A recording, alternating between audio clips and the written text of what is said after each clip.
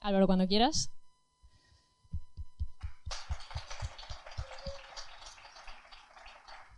Okay, thank you. Well, I have to open the presentation, right? Here it is. So, hello, welcome, thanks for coming. I'm very happy to see a lot of people here, even though I'm not speaking about Frontend, I'm not speaking about anything related to specifically to development, but a topic that I hope that is useful for also for developers, but for any professional that is dealing with conflicts on this very wide topic, no? Prioritizing. Well, first of all, I'm going to use the mobile not for chatting, but because we don't have the remote and I have to pass the slides with it, so don't think that I'm doing some other things here. And well, then I'm Álvaro Yuste. Some of you, well, know me and are friends of mine also, so thanks for coming. But basically, my career started in the university as a multimedia engineer. I started working as a software engineer. I have some colleagues from my first job here. Then after that, I specialized a little bit in Frontend, and slowly I became a tech lead, and now I'm an engineering manager at Spotahome. I have some colleagues from Spotahome here also, so I'm very well surrounded. And well, in this role, I had to discover a bunch of new stuff, and some of them are pretty cool. And I thought that they were worth sharing, so that's why I'm here for speaking about prioritization. So, what is prioritizing? No, you may wonder, and probably you have a very simple answer. It's just making decisions on what goes first and what goes second, or doesn't go at all. No, you need to decide, and that's basically the topic of the talk.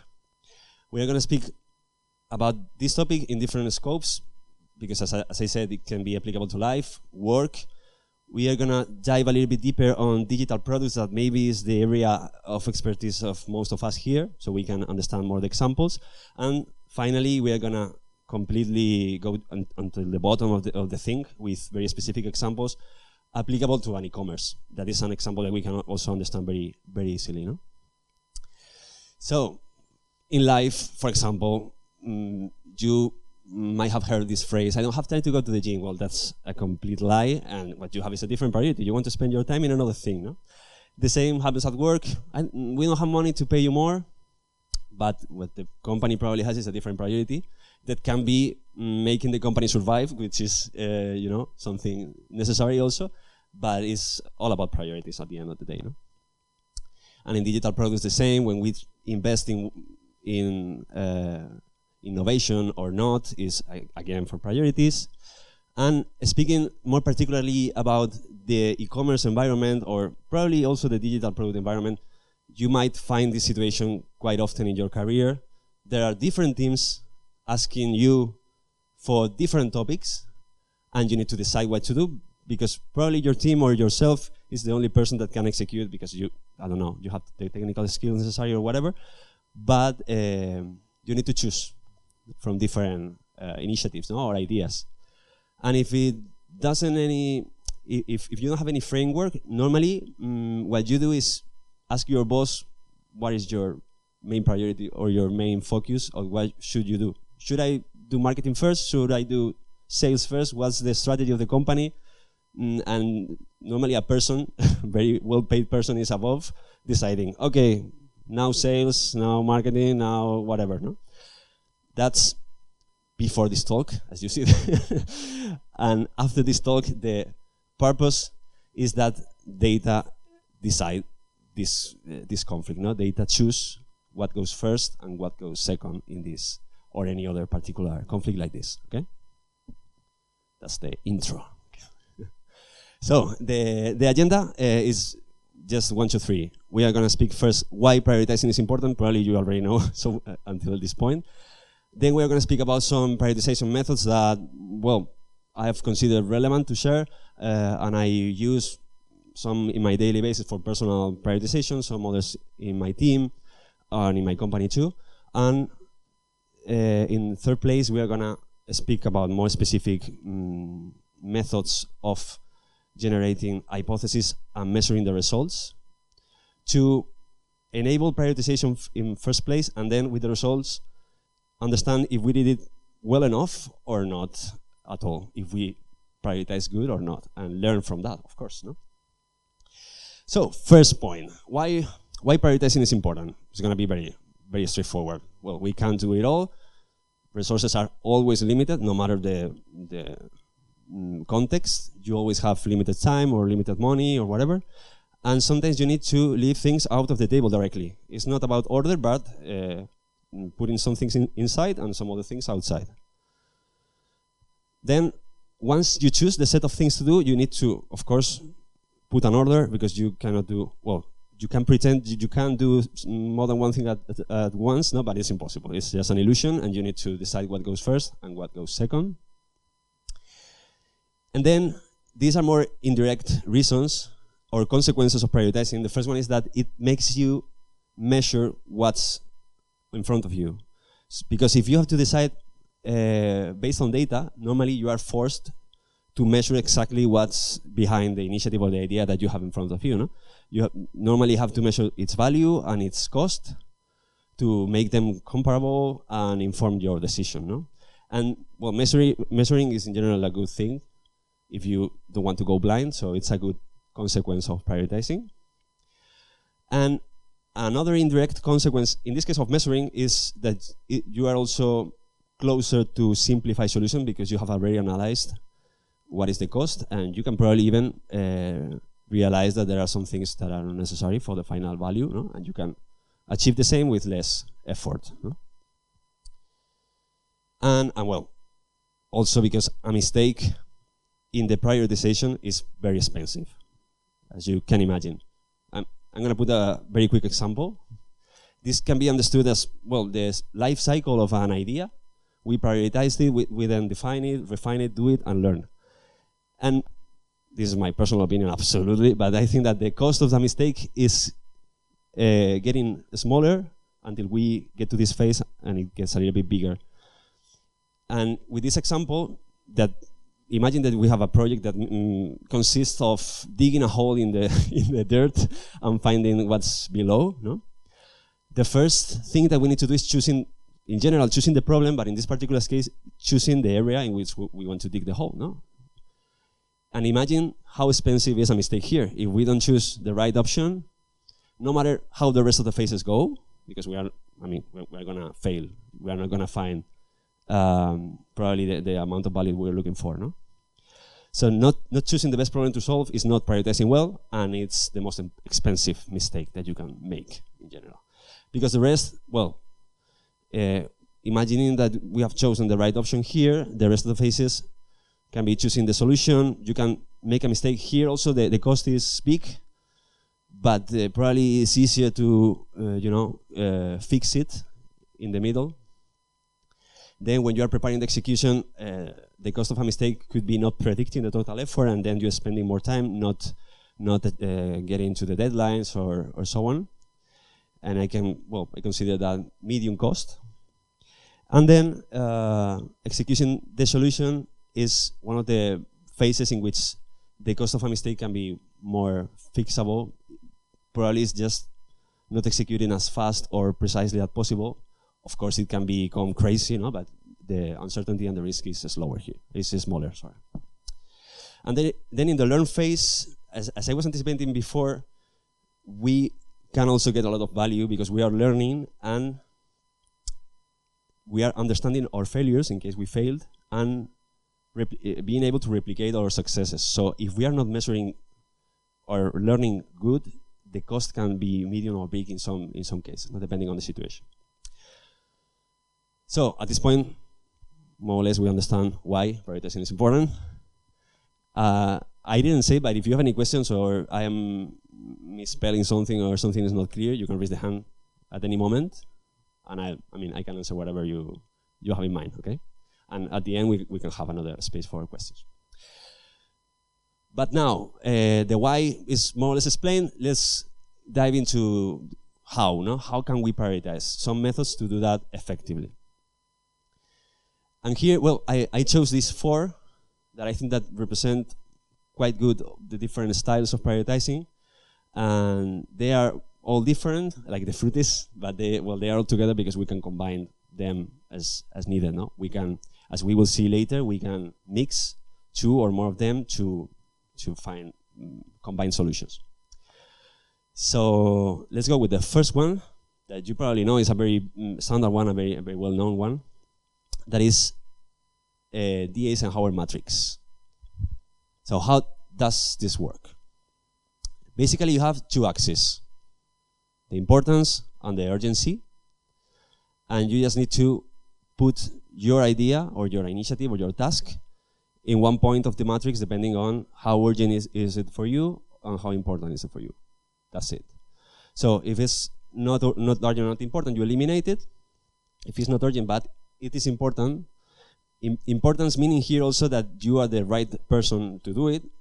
Probably you are the person that is going to do it the best way, or no other one can do it. No? That's also, I think, that a parameter to take into account in the importance.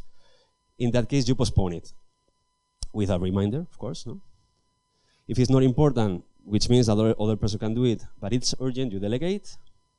And if both things are on top, you just do it. So this is a very basic one. To focus particularly, as I put there in the label, to focus your personal time on the right things. And it can look a little bit obvious or simple, but when you sit down with your to-do list and do this exercise, you end up realizing that probably not everything is in the do side, and at the beginning it was. No?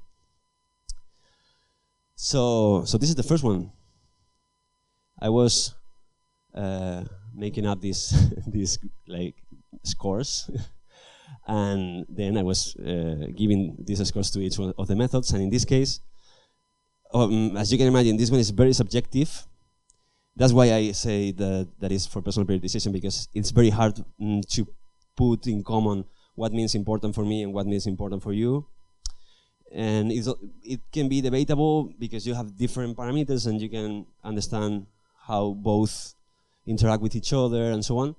But yeah, it's hard to use this method for a team, for example, or for a company as a whole, because the discrepancies are going to be very, very common, and subjectivity is very high in this case. So if we move to the second one, we have Moscow, that comes from the initials of these, again, boxes in which you can put your idea.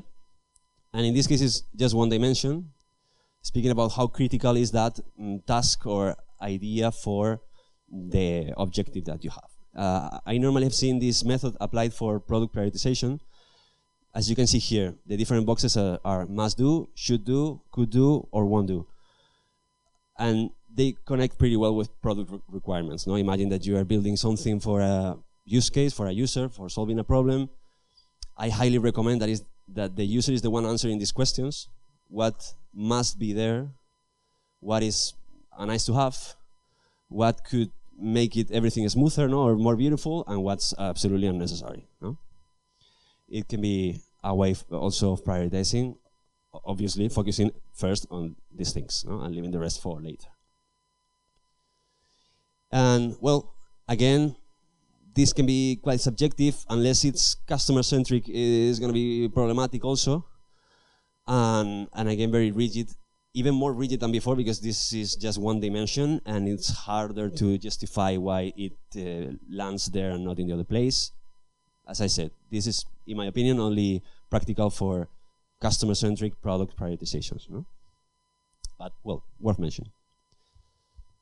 And then, well, with these two that come next, the thing starts becoming a little bit more interesting, in my opinion. Actually, these are the ones that we use in the company right now. So that's I'm going to explain why we chose them, basically.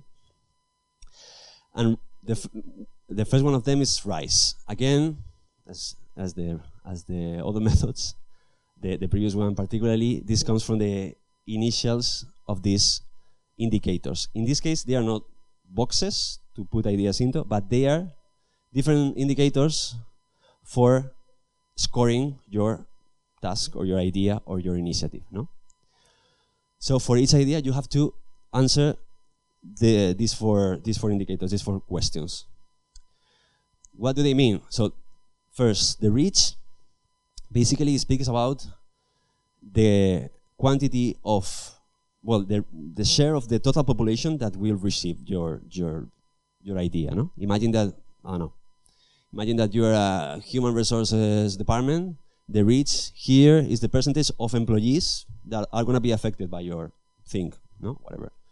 If you're, for example, a product designer, the number of users affected is the reach, no? So how many customers or whatever will be affected on top of the total population.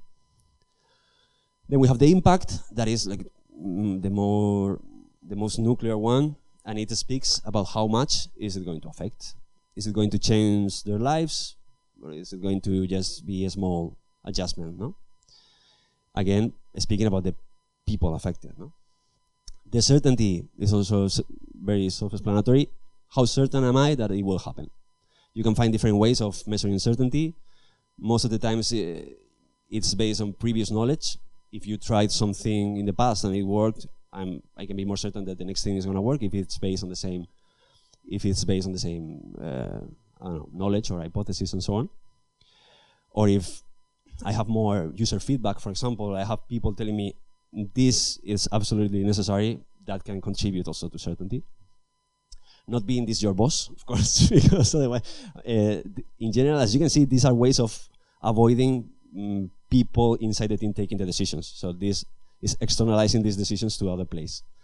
So if your boss is telling you that this is important, it doesn't increase the certainty necessarily, or you shouldn't let it increase the certainty. And then we have the effort. That is also very simple. Is the cost of doing that, basically. No? So once we answer, well, we can define different scales here.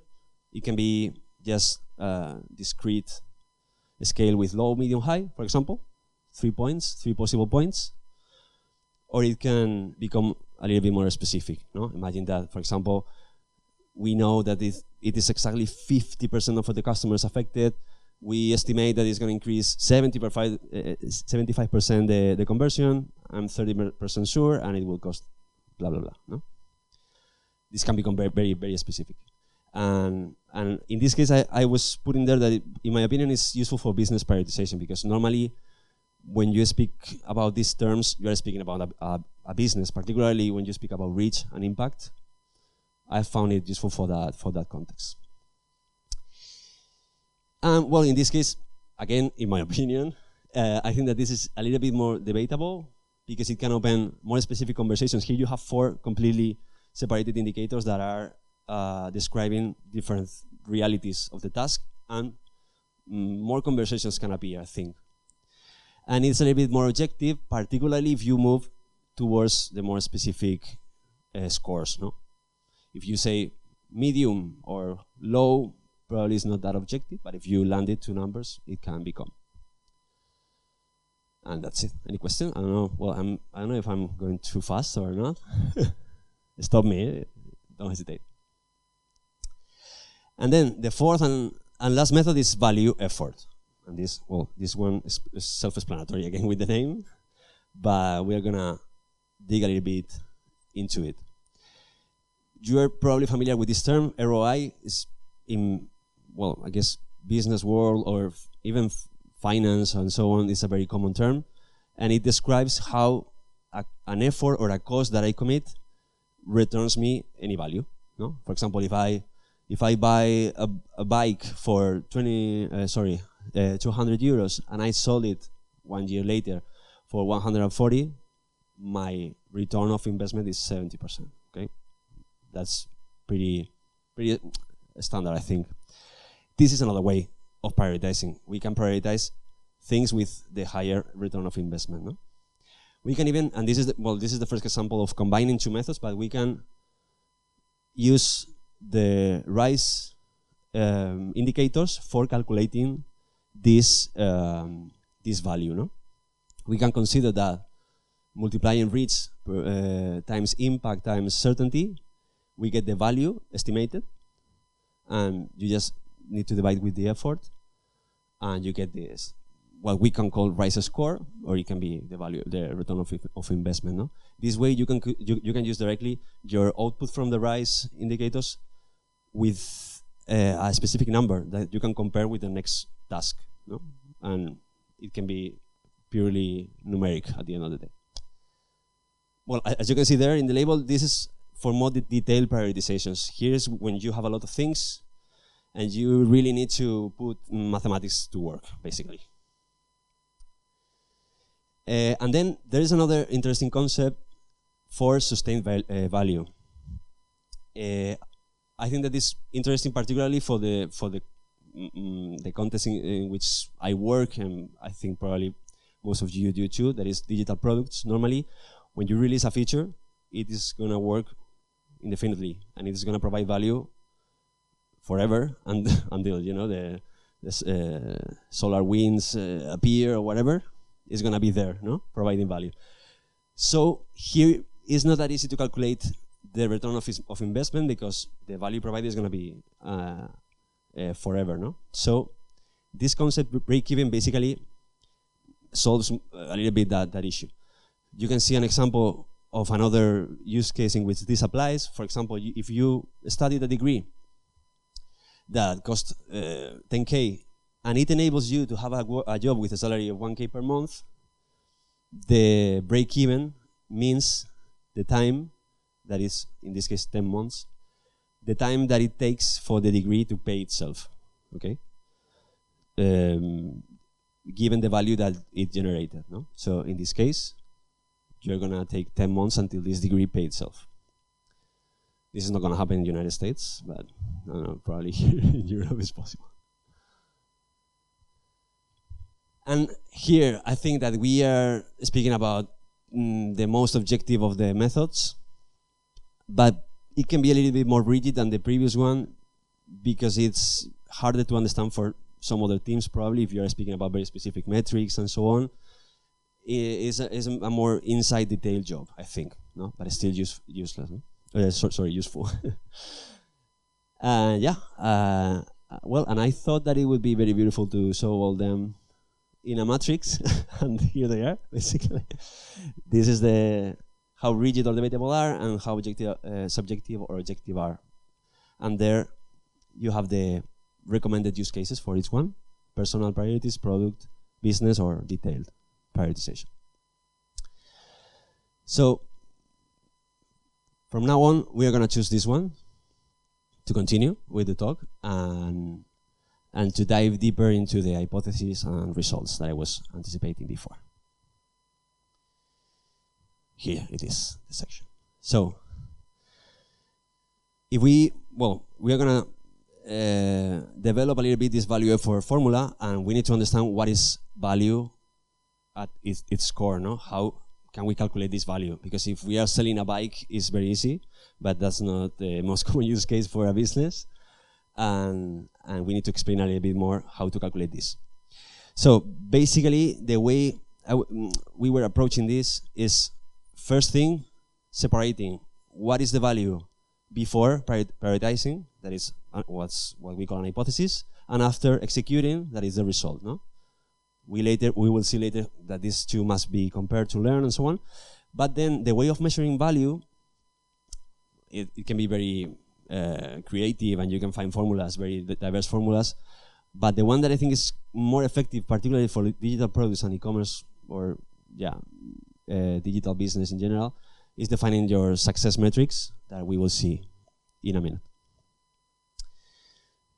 So this is the 1, 2, 3 of this section. We are going to define our success metrics. We're going to create some examples of hypotheses. And then we are going to explain more or less how to measure the results afterward. I feel that I'm speaking very fast, but I don't know. Okay. As I was anticipating, we're going to take a basic e-commerce example so we all can understand what we are speaking about. Okay? You have users that convert, whatever it means. It means purchasing, whatever. And for a value that you retain and gives you or your company an amount of revenue at the end of the day. Okay, simple. This can become more complex, but I think for the example is enough. So for each phase, we have different levers, or we have different structures here. We have different channels for acquiring the users. Then we have a funnel from the first visit to the purchase. And then for each one of the purchases, we have what is called the take rate. That is the money that we get, that the company retains, no, from the purchase, and then the final revenue. This can be the structure a little bit more developed. 3 channels, 3 steps of the funnel. We have one in the middle, because we can. Visitors, then leads, that can be accounts created, for example, or whatever, or subscribers, or whatever. Buyers, and sales. No? Is this schema more or less clear? We're going to work on top of this to explain the success metrics and the hypothesis. So let's imagine that this is the picture of the company for 1 month. So it's a very small one. We have 300 euros of revenue per month.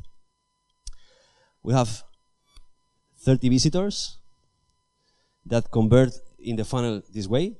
The first step is only for 50% of the visitors, and then only 20% of the leads become buyers. Okay, it's a very well. We could optimize this funnel a bit, but for the example, it's just for getting easy numbers. Then each sale, each purchase gives the company 100 euros, and all of them are the same. We are only selling one type of whatever T-shirt, for example. So, what are our success metrics and how to calculate them? And it can be as simple as this. If we get 100 euros for each purchase, but only 20% of the leads end up purchasing, we can conclude that each lead provides potentially 20 euros to the company at the end of the day. Okay? Because for 10 leads, 2 are going to buy. Okay? So we are making averages here. And the same with the next step. Only 50% of the visitors become leads. So the value of a visitor can be understood as 1/2 of the value of a lead. Okay? And if we count on the conversion of the full funnel, this funnel converts at 10%. So it's also possible to skip the middle step and say, just looking at the overall conversion, that each visitor is worth 10 euros for us. We are putting prices on top of people. That is a very bad thing to do, but I mean, it's just for practical purposes. Is this clear? More or less? Okay. So, well, those were the success metrics. Those are the tools that we are going to use for creating our hypothesis. Okay? And I'm going to come back to one of the first slides in which we had these people shouting, no, and requesting us our time to fulfill their requirements, their needs. And we were telling, okay, give me some numbers of your expectations, no?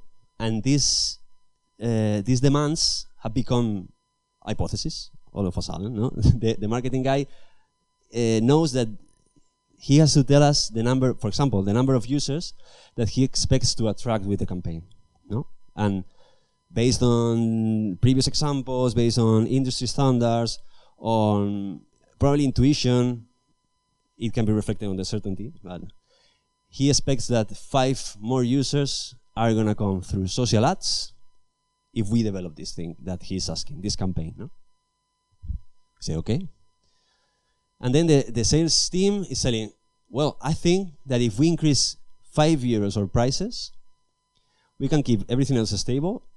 The conversion is going to remain 10% overall. And, well, we are going to increase our revenue because costs are going to be stable also. Okay? We are speaking about numbers here again. This can be based with on top of this knowledge or whatever is behind, that we probably should double check to understand the certainty is correct, but well. And then the product team wants to change the color of this button, probably is the sign up button, and the hypothesis is that it's going to increase 20% the conversion to lead. It's quite ambitious also, but well, okay. So if you had to put these medals to the first, second, and third idea, I mean, these numbers are quite easy, and you probably can figure it out. But, okay, but at the first glance, it's not that direct. At the first glance, you probably don't know what is the biggest one, what is the second, and what is the third. Even though we have already seen all the details of our business model and our funnel and so on. No? So let's analyze the hypothesis. Okay. First thing, marketing. This is the portion of the first step of the funnel. This is the channel mix before the idea, and this is supposed to be the channel mix after. No? 5 more users here in social ads. It means 5 more users overall, which multiplying by the visitor value means 50 euros more per month for the company. Okay, so we have already a number to put in this hypothesis. This phrase now means for us that revenue per month, and we can compare it with the rest. The second one was aiming to increase 5 euros our prices, no? As we only have 3 purchases per month, it's only 15 euros. So very, very easy to calculate. We can just, well, do the total revenue calculus and so on, but it's as simple as that. And the last one is the product team that wants to increase 20% the conversion to lead. In this case, this is the current funnel. Converting at this percentage, 20% more means 60%, then 18 leads in total, which are 3 more per month than the previous scenario. So knowing that the lead value is 20 euros, 3 new leads per 20 euros are 60 euros per month. Okay? So this is the order. And this is important for several reasons. First, for your own peace of mind, because you can be sure that you are taking the right decision, at least with the data that is on the table. So for yourself, it's already useful.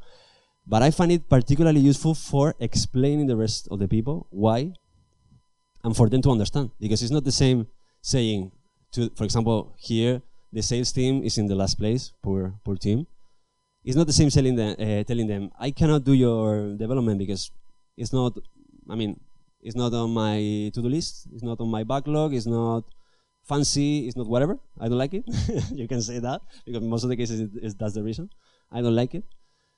It is very different to say, look, you, as well as me, you want the company to succeed, and these are the numbers. Do you want me to stop doing this stuff that is also going to pay your salary eventually for doing this other idea that is going to give, for example, 4 times less? And it's very hard to answer, to not agree with you in that scenario. So I find it particularly useful for groupal comprehension of the decisions, no? And of course for eliminating the boss word, no? And being able, anybody can challenge and can say, I don't agree. 20% is too much. We can generate a debate around that. And we can say, okay, but look, I have this data that I could achieve in this past initiative that reflects that, or I have this paper from this company that just released that this kind of changes do this and that, or I have whatever. It's not set in stone, but at least we have tools to start the conversation, and we can challenge and we can try. It's particularly important to measure afterwards to be sure that this was something that made sense or not. No? Okay, so you can imagine. Well, we are missing one thing, and we are missing the cost. The cost is not here, no? So this hypothesis could be enough if we just want to get more and more and more revenue, and that's it. But if we want to, let's say, choose the more profitable initiatives, we need to take into account the cost. No? And I've just made up that these are the costs of development, you can calculate this cost whatever method you have, with story points, with, I don't know, subtasks, with engineering hours, whatever you manage. But when we take into account the costs, eventually, well, I made it up a little bit, but the sales team is getting the first place in this case, no? Because this initiative is going to take only 10 days to pay itself, because it costs €5 to be developed. It's just changing 2 copies and saying the team to, change the invoices, and that's it. But this thing requires, a React component, a pipeline, a deployment, and so on, and testing, end-to-end, and all the rest of the talks that we have here in this community. So it's €30, and it takes half month to be paid, no? And the marketing team is in the middle in this case. So it's a different, this can be a strategic decision. Deciding if we want to go to revenue or we want to go to profitability, it's probably one of the most basic decisions that a company needs to make. And it can influence the way we prioritize, no? Changing the revenue-centric approach with the break-even or profitability approach. Okay. So that's the way to build a hypothesis, very simplified way. We can, if you don't believe that this works in real life, we can stay in the networking afterwards and we can speak about more examples.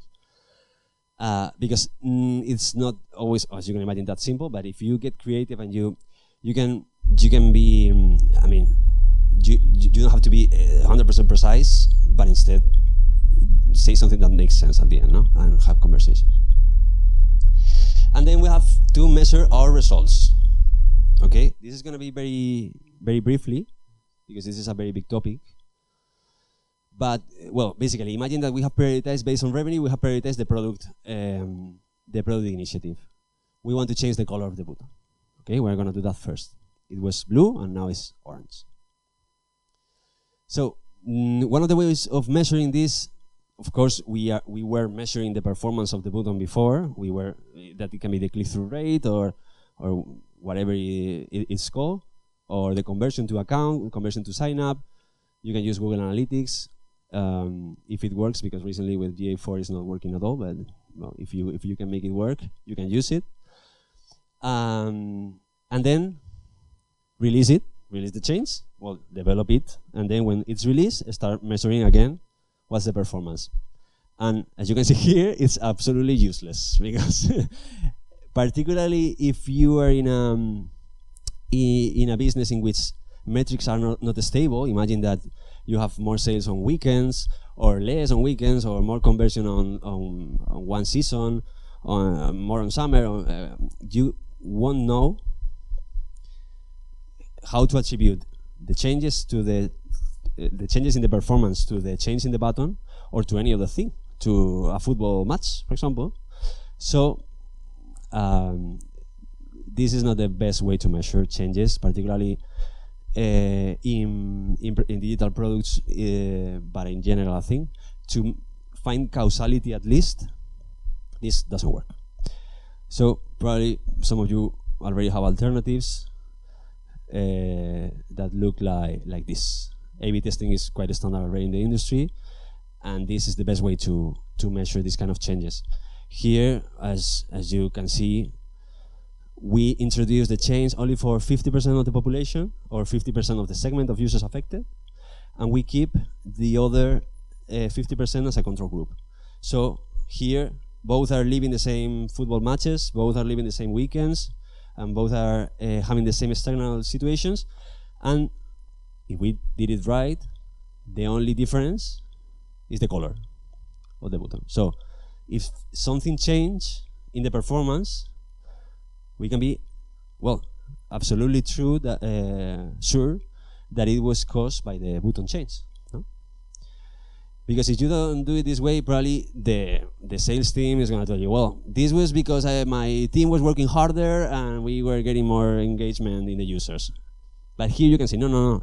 The engagement of the user caused by some actions of other teams here are affecting the same way to both persons. So this impact that I'm seeing here is only caused by my change. No? And well, here, as I was mentioning, we could have another talk speaking specifically about experimentation. I have some colleagues here that are particularly experts on the topic. But you can have different considerations when building these experiments. First thing, there are two approaches that normally are fighting to each other to understand what's the winner: frequentist approach and Bayesian approach. I'm not gonna get into it. You can Google it if you are interested. They are kind of one the inverse of the other, speaking about hypothesis versus results and events and so on.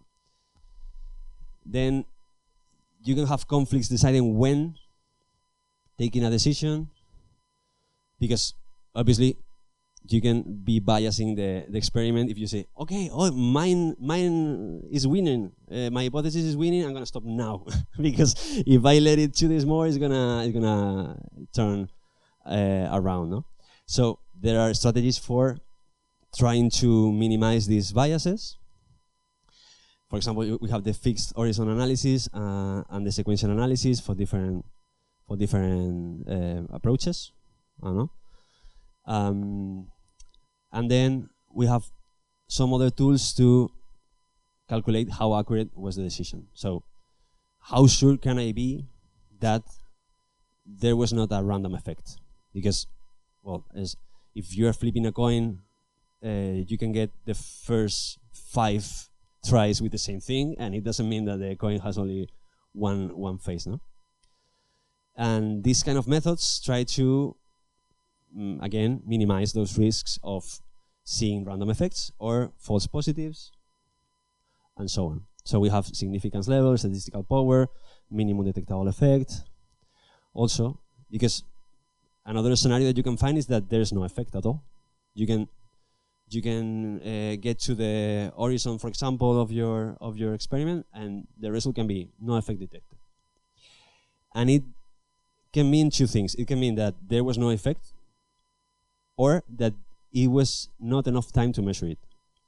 And that is what minimum detectable effects tries to measure, because it says what's the minimum uplift or downlift that you are able to measure with the time that you leave the experiment running. The longer the experiment, the smallest effects are detectable. Okay, so it's comparing noise with signal. It makes sense, no? But as I said, I think it's for another talk. We can have it if you want, I don't know, eventually, or some other people can contribute. But coming back to the topic, following whatever method we decided and stopping the experiment at whatever moment we decided based on this, and being sure that it's statistically significant and so on, we end up getting a result. Okay, we said 20% and we get 13.3%. Instead of 3 new leads per month, we get 2. So the result is 40 euros per month, and we had an error of 33%. So this is another moment to have a conversation with your colleagues and with other teams. And here's the marketing guy saying, okay, it was a good hypothesis, but it didn't work as expected. And if we had been a little more precise, and we had said that the hypothesis was 40 euros per month, my initiative would have come first. So next time, let's reconsider how certain are we about these color changes, for example, no? Because my campaign had a lot more certainty, and I was being conservative. For example, these kind of conversations, I find them particularly insightful, no? And you can keep humbleness, and you can keep, of course, professionality and politeness, and we are all in the same boat.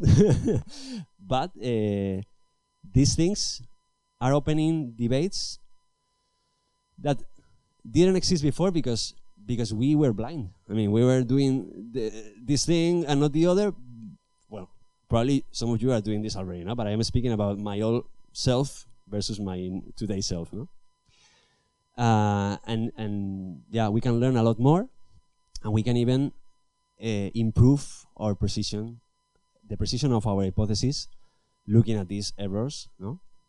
And playing with this certainty that I was explaining before. Okay, I think, yeah, that was pretty much all. The 1, 2, 3. But I had some other general tips to finish, or before finishing, related with this, but also very applicable to any other aspect of your life. Well, the first one is using a stack rank when you prioritize. That is also, well, this is pretty obvious because most backlogs are a stack rank, no? But when you show other people that when one thing goes up, the rest of the thing goes down, it's surprisingly effective for the understanding of the trade-offs, no? The trade-off of doing something which is basically not doing anything else at that moment, no? So I recommend you use these stack ranks also visibly. I mean, when you change your prioritization based on others' insights, you show your stack rank to these people and how it moves. If you can show in this stack rank the money that we are losing for putting something up, it's also very useful. And another general tip, but applicable to this topic, is avoiding the sunk cost bias, because we have seen here some techniques that require some work. We need to investigate, we need to measure, we need to calculate, we need to study our knowledge and make a hypothesis and do maths and so on, for probably throwing up an idea at the end. And we don't need to be afraid for that, because as we saw at the beginning, a mistake in the prioritization is the most expensive mistake of all, no? So even though we have spent even 2-3 days on building one business case, and if it's not that big, it is a good result, because we now know and we can say this is not going to happen, no? So it's a worthy effort, even though it ends up throwing up the idea to the trust, no? You can see here a comic about the sunk cost. Just because the weight was expensive doesn't mean that we don't need to get rid of it, no?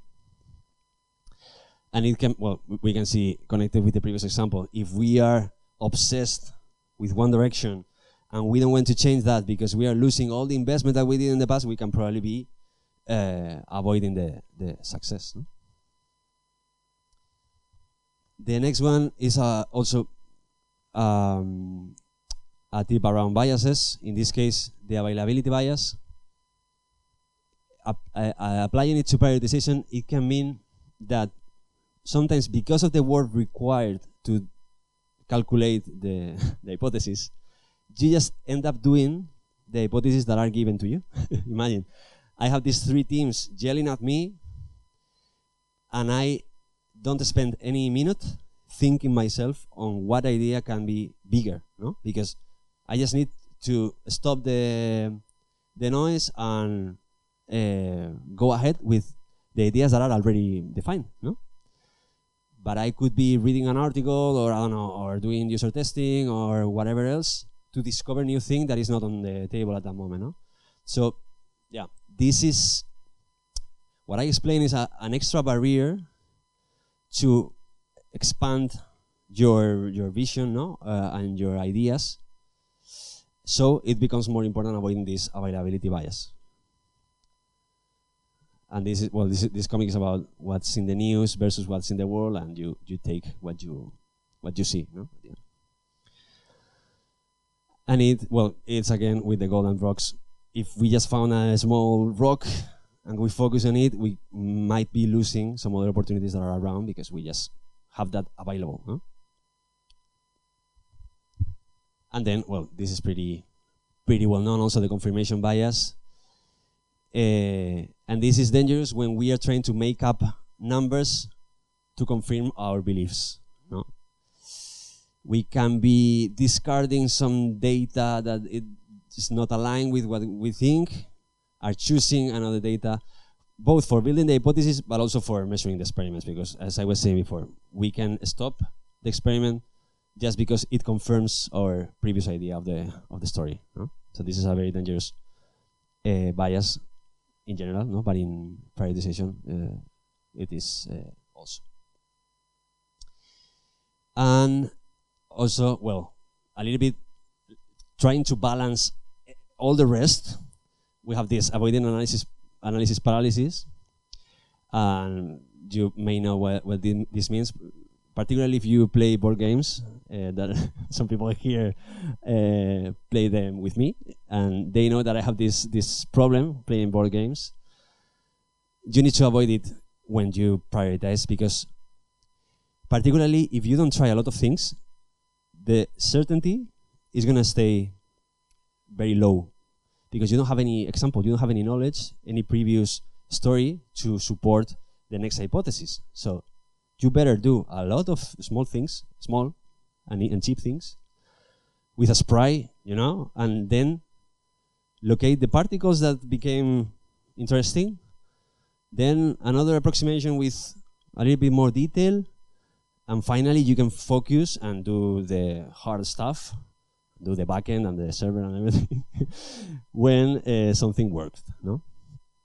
Because otherwise you're gonna stay in the dark with no data and just preparing for being perfect at the beginning. That is not possible at all. And well, enjoy life, because you don't have to worry that much about everything.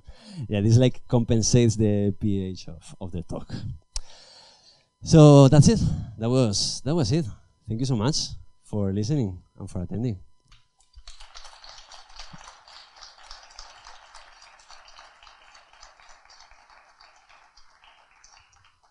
Okay.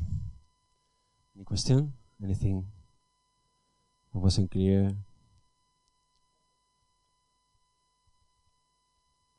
Xavi. Yeah, I really like to do questions, you know it. I was thinking about, okay, I think it's very clear, the presentation, so thank you for it. The methods for getting the estimations of precision are really good, but I'm thinking about when you start developing or creating a functionality or starting with a task that you don't really know anything about, maybe a real effort or a real value, because it's something that maybe your team has never done before and you have never tried. How do you prioritize that? Because it's quite difficult, and maybe you don't have all the variables on the table to have that data to work on. Very fair question. Well, it can happen, and well, it must happen for all the teams at the beginning. This is particularly effective for phases of a company in which you are optimizing something that is already built. But if you are dedicated to pure innovation, this becomes a little bit harder, no? The way we try to solve it, we combine, or we try, because we have people here to say otherwise. Sometimes we make mistakes, but we try to put on the table things small, the smallest possible, when the certainty is low. So at the beginning, the certainty is going to be very low, and you don't know probably anything about your users or anything. You only should prioritize small things. Small things, speaking about the effort involved. Imagine a small thing can be a user interview, and ask the user with a drawing, is this good for you? This is a small effort, no? And the result can be a yes or a no. So you can start very scrappy at the beginning. What I would not leave out of sight is the relation between certainty and effort. Because if you have low certainty and high effort, that's very risky. Because big effort means long time also, and you're gonna stay in that situation of uncertainty for that period of time. And the sooner you can get insights, the better. And you were asking about unknown effort, no? That is another possibility. And well, you can do high-level estimations at the beginning with, again, high level of errors. You can also have a budget for innovation, a budget for investigating. For example, we have in the team, we have the spikes for working on completely unknown stuff that doesn't even need to be prioritized as a very specific level, but the parent project deserves that time, and we have budgets for that. So it's not always. It doesn't need to be always that mathematical, no? But very, very good question. Very good question. Any other? You can ask in Spanish, by the way. I can speak a little bit of Spanish.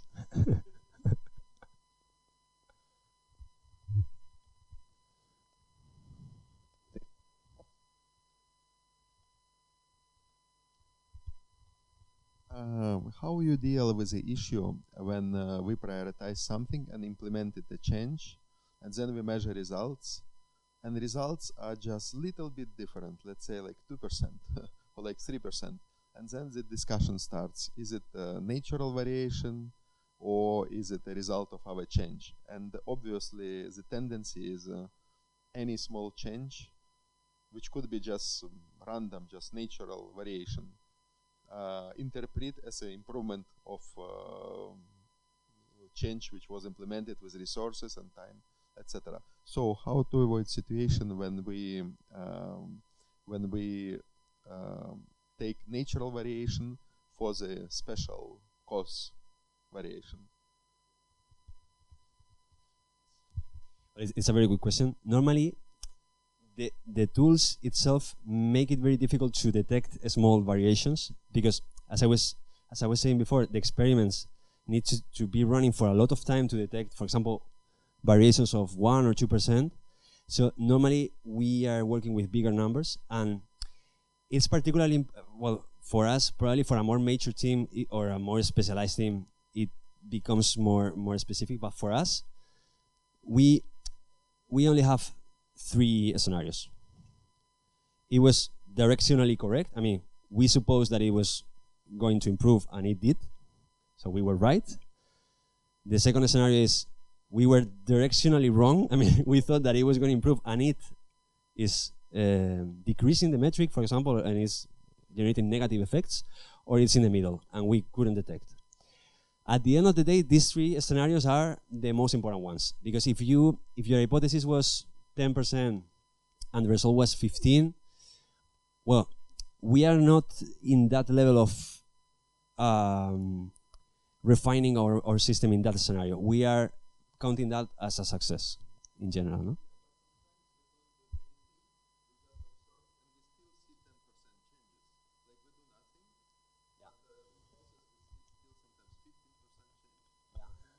Exactly. Well,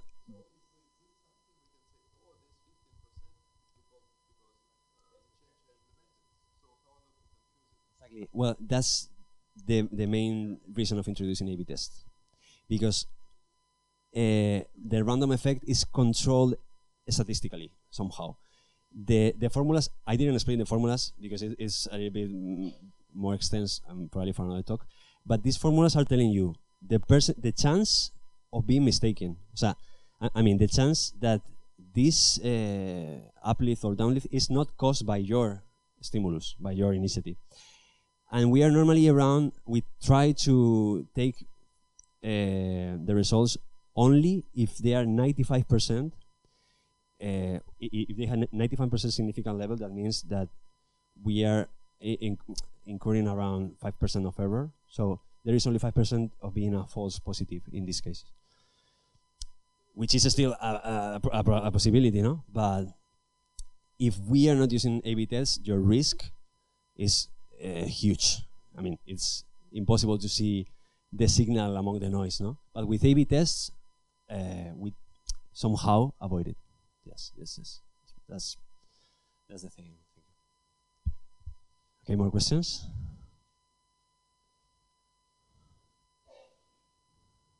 No? Raquel?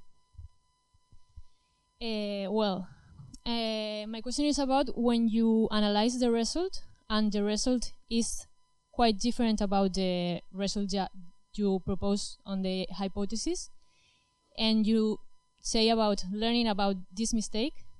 I don't know if there is any way to learn, or do you mean only to you learn knowing better the audience, or is there any framework or any way to, I don't know, find causes because your solution is not working as you expected? Or What do you mean with learning? It's a great question. And yeah, I didn't explain it very much. And actually, that's when things become more interesting. because these are numbers and you can see, okay, 10%, 12%, 15%, but okay, it can tell you that you are doing things right, but you don't know why. I mean, okay, this worked, okay, I'm gonna try something similar. This didn't work, I'm gonna try the opposite. But it can become more interesting if you start extracting some conclusions from these results. And this is the biggest challenge. We are kind of solving it recently, but we have been struggling with that phase for a long time in the past, because you have to consolidate a lot of knowledge to get to strong conclusions, no? And you can complement. If I had to answer your question, what strategies do we use for learning? We have something that we call double down. That is basically taking something that worked and stretch it until we can. Imagine, this orange button worked.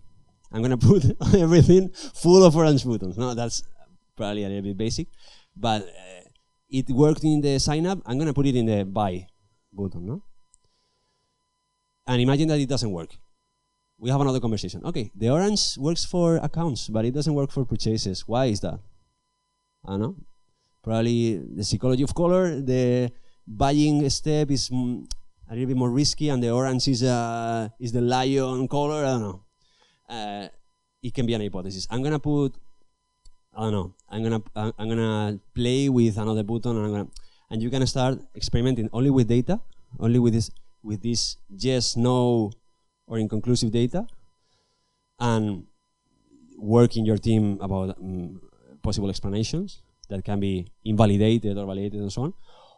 Or you can ask the users, and you can go directly to them and saying, why you didn't click this button? It depends on your business. Probably you have them more accessible or not.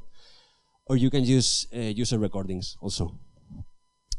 If you have a massive amount of users, you can sneak into their sessions and see what happened, at least with their mouse. You can see the mouse in the screen with these tools, and you can try to imagine what happened. But this is, the question you made is the most important question of all this story. How we learn, and how we consolidate this knowledge so it is actionable. For me, that's one of the biggest value a company can have, this knowledge base consolidated with data to keep, the fail ratio of your initiatives is going to be lower the more you know about your users, no? And the more you consolidate this knowledge. So for me, that's the cornerstone of everything. Not easy. It depends on a lot of things. You need to be a little bit creative, avoid confirmation bias and all that stuff. It's tricky. No clear answer, sorry. More questions? No? Sorry. Yeah, thanks.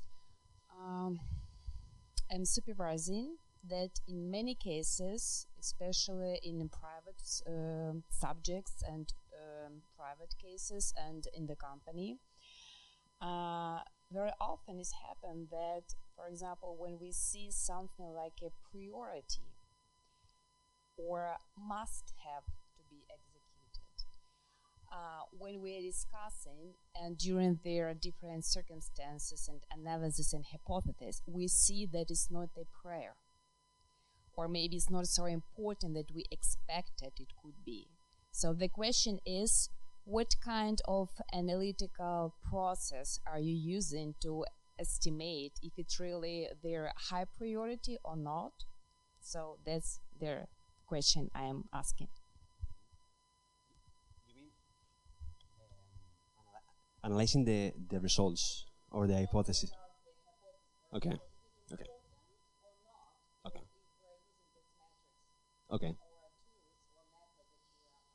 Yeah, exactly. Well, we particularly use the we combine the revenue calculation. The revenue per month is one of the most important things for us. And sometimes the break-even also. Particularly when the costs differ, because most of the times the cost, particularly the early estimations of the cost, are very similar, and we just focus on the highest revenue, and that's it. And we estimate this revenue with the success metrics. We have in my team, we are working on a rental mobile application and website. Our success is that a user places a booking, right? So a booking in our platform means X euros for us, and then we have the funnel backwards, and we are able to calculate what's the value of a visitor, what's the value of an account, what's the value. So it's pretty similar to what we just saw, and that's, I mean, we don't get out of the revenue. Any team wants to prioritize something, we need to speak about revenue per month. That's the main metric.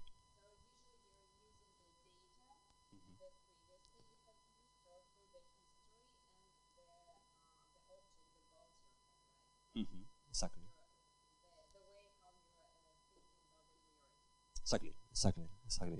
Yeah. Thank you. Okay. More questions? Something else? I don't know. Any of you are from another industry, marketing, sales, business, that want to, I don't know, say a different perspective? Or you are all engineers? I don't know. Okay. No more questions? I hope it was clear then for everybody. Okay, in case you want, well, we can stay in the networking afterwards. As Raquel said, you can contact me if you have questions or you want to speak about whatever. I don't know, I'm open to conversations. And I have also this email. Well, I was taking this chance to share also the possibility of speaking about trainings. I don't know, I was considering that these topics can be very interesting. Beside the prioritization, the estimation of the technical costs, product experimentation, product management tools, development methodology, technical strategy, engineering management, career development plans, hiring.